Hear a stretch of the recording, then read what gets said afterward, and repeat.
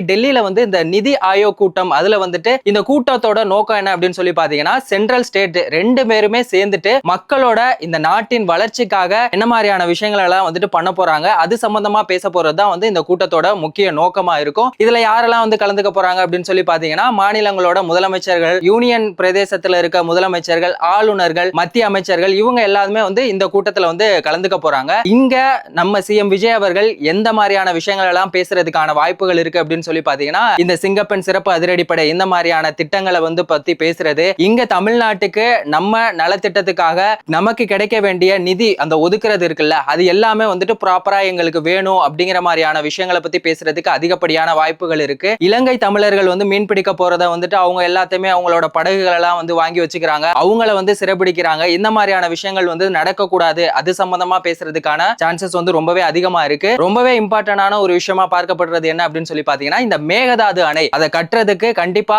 எதிர்ப்பு தெரிவிச்சுட்டு இருக்காங்க தமிழ்நாட்டு சைடுல இருந்து. பிரதமர் மோடி அவர்கள் வந்துட்டு இதுக்கு எங்களுக்கு சப்போர்ட் பண்ணீங்க அப்படின்னா ரொம்பவே நல்லா இருக்கும், இந்த மாதிரியான விஷயங்களை பேசுறதுக்கு அதிகப்படியான வாய்ப்புகள் இருக்கு.